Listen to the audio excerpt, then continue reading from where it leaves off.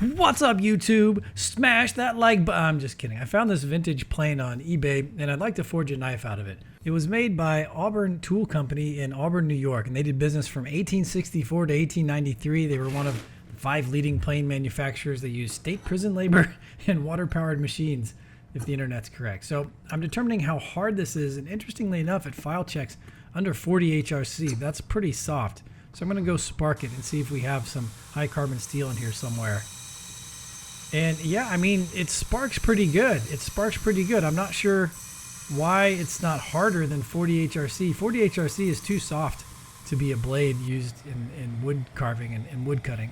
So I'm going to water quench it here and just see if I can get it harder than 40 HRC. I mean, it's so soft, guys. I don't know what's going on here. I'm going to clean it up on the grinder and look at things again. I want to etch it and see if we can get some clues as to what's going on. It's really interesting. This side right here, this is where the cutting edge is, and this side is where the rest of the blade is. Watch what happens when I spark this thing. Yeah, so that's like our spark test. That's long, bursty sparks, clearly high carbon steel. In the back here, few sparks that are short, they don't flower or burst. This is iron. So this is 2 different metals. I'm not sure why the front didn't harden in our water quench and why I was testing like it was so soft. So we're gonna put it in the etchant here and look at our construction. And voila, there it is. This dark etching square up here is a very, very thin layer of hardenable high carbon steel that is welded to iron, which stays bright colored after etching. So you can see I ground through the steel in the section up here at the far right while cleaning up the blade. And that's how thin the steel cutting edge is. Steel was at a premium while unhardenable iron was less expensive to produce. So making an entire cutting blade out of steel didn't make much sense. It'd be too expensive. Just to confirm our hypothesis, I'm going to harden this again by water quench and just see if we can get it to file test correctly. All right, I'm back. We quenched sort of this bottom corner here. So let's see. This is the soft part that didn't have the high carbon steel on it. Yeah, look, that got hard right there.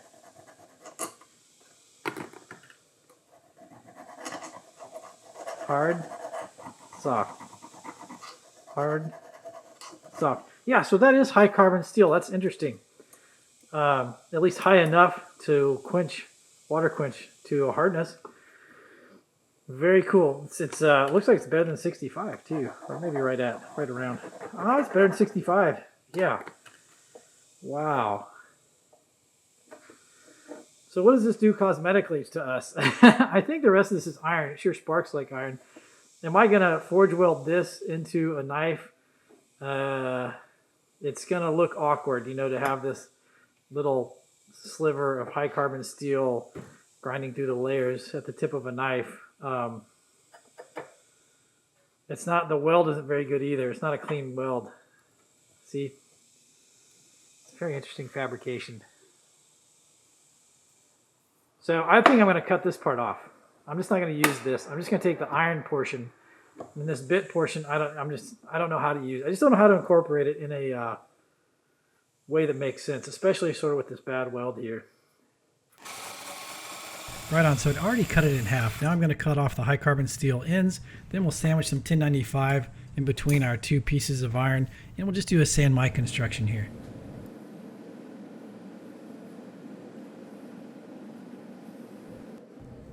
I usually use borax as a flux, and that's what you see here. I've brought it up to sub forge welding temperatures. I'm going to put borax on it. It goes back in the forge. I'll bring it up to forge welding temperatures. You can tell because there's steam coming off of it. I'm going to tip tap it on the anvil here to set the welds a few times. Then it's going to go under the press to complete the forge welding process.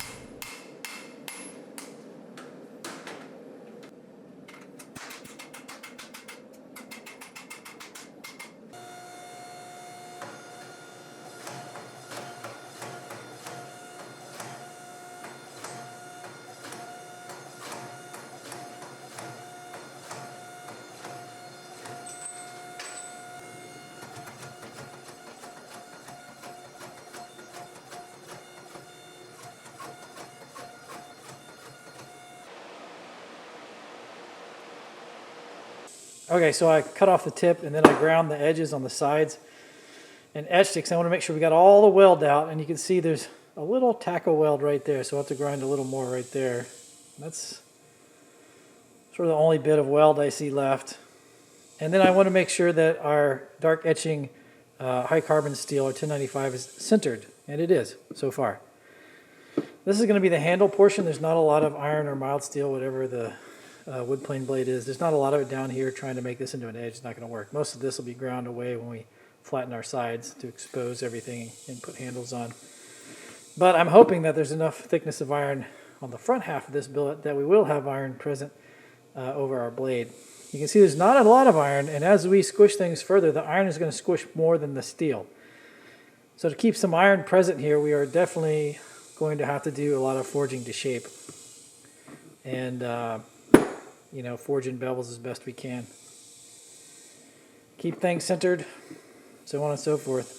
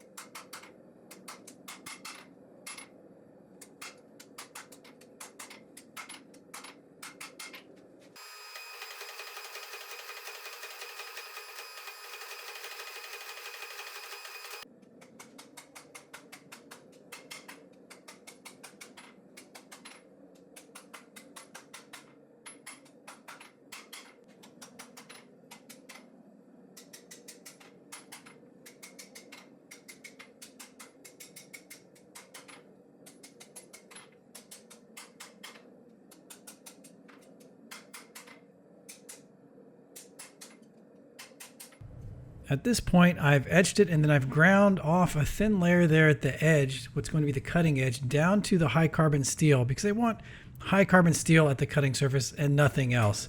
And it's going to be forged fairly thin, so I'm not going to have a lot of room to grind and keep things even if the high carbon steel isn't in the middle. And one way you can assure it's going to be in the middle is just to take off the iron at the very edge.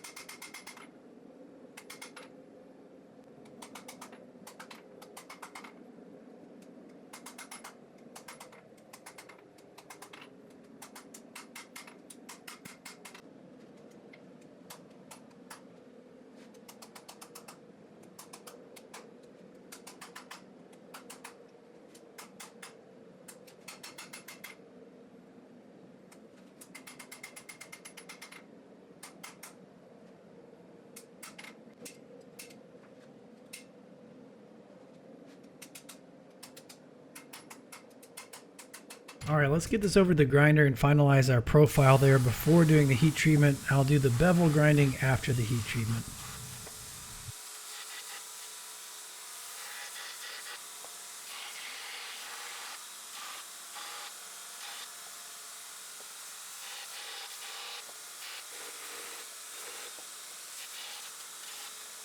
Yeah, so I decided I didn't like the blade profile. I want a profile that looks more like something from the period that matches the iron, and so I'm gonna sort of adjust the profile a little bit back on the anvil.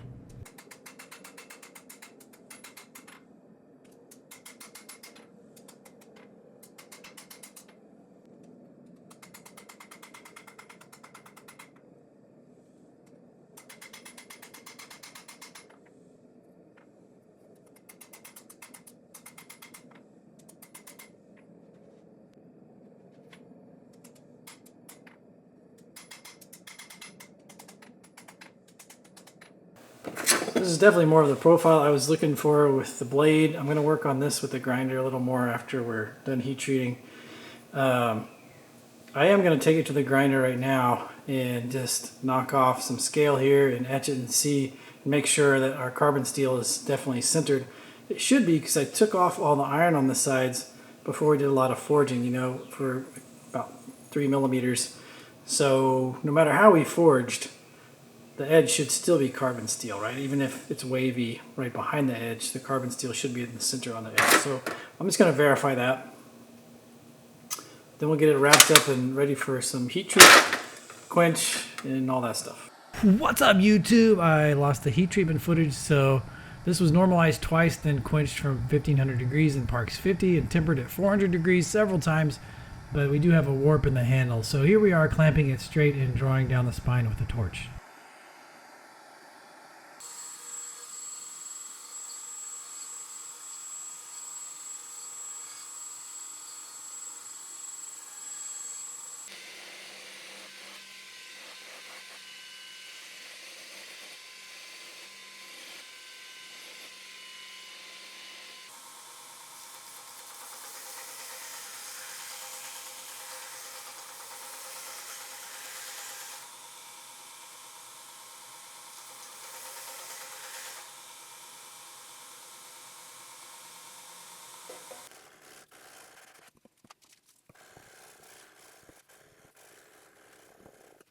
These are Bodark or Osage orange handles with some black liners. I don't usually use a lot of yellow stuff, but as you'll see, it'll complement the blade sort of nicely.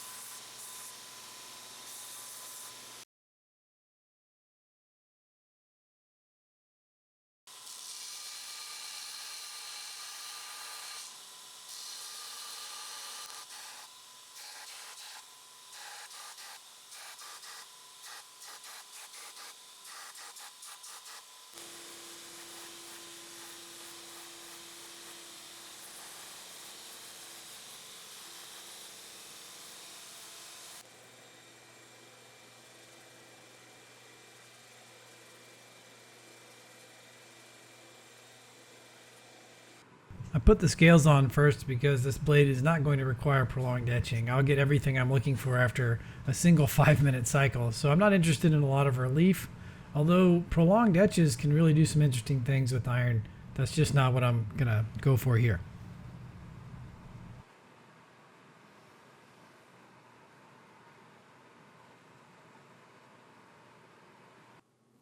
The handle's getting 4 coats of thinned true oil. I'll probably put on a couple more before it goes out the door.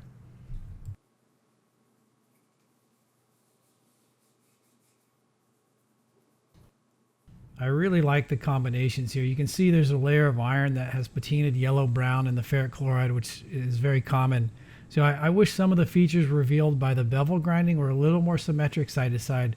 But overall, I'm super happy with this knife, and the fact that there's a 150-year-old iron that's been transformed from one tool into another tool, I think is just terrific. So I couldn't be happier with this, I don't think. I really like it. You guys have a good one.